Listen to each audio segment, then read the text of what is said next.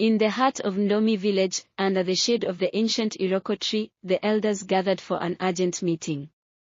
The air was heavy with anticipation as Chief Okon, the leader of the council, took his place at the center. Dressed in a flowing agbada and adorned with gold jewelry, he exuded an aura of authority. Yet, there was something unsettling in his demeanor, a glint of cunning in his eyes that only Elder Nkem seemed to notice. Elder Nkem, frail yet sharp-eyed, leaned on his intricately carved walking stick as he listened to the chief's proposal. "Brothers," Chief Okon began, his voice smooth yet persuasive, "our land has great potential, but it lies idle.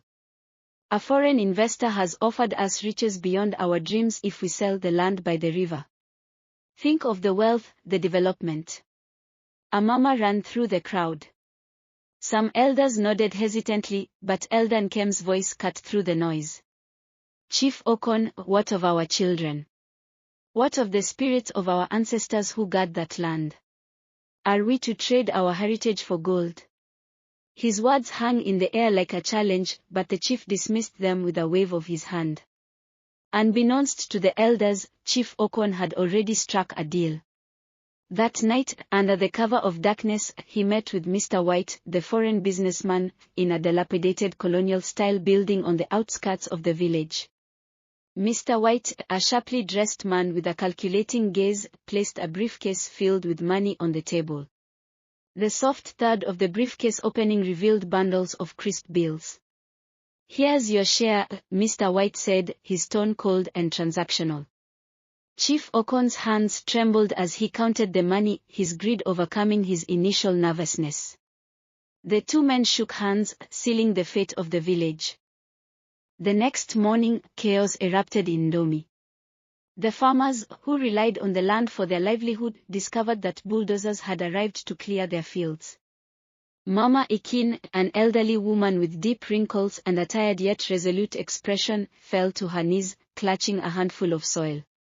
Tears streamed down her face as she cried, "This land fed our ancestors. How could they betray us?"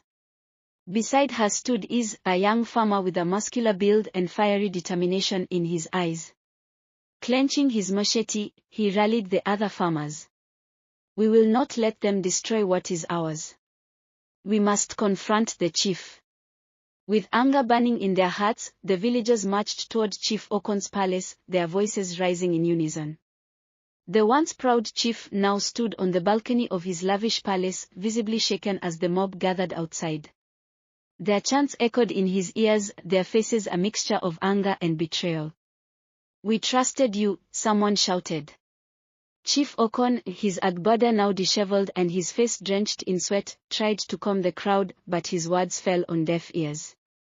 Elder Nkem stepped forward, raising his walking stick to silence the mob.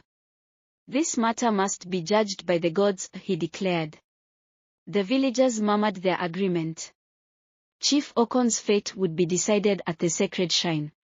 That evening, the villagers gathered in the sacred grove, lit by the flickering flames of torches.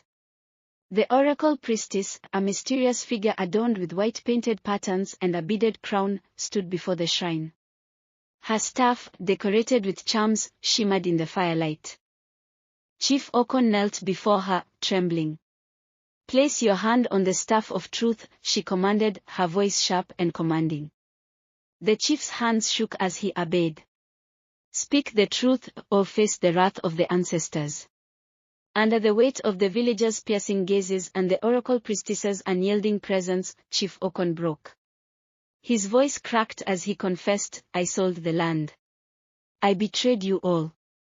Gasps rippled through the crowd, followed by murmurs of anger and disbelief.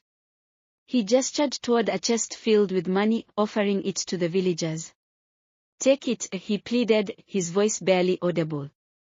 "I cannot undo my mistake, but let this be my atonement."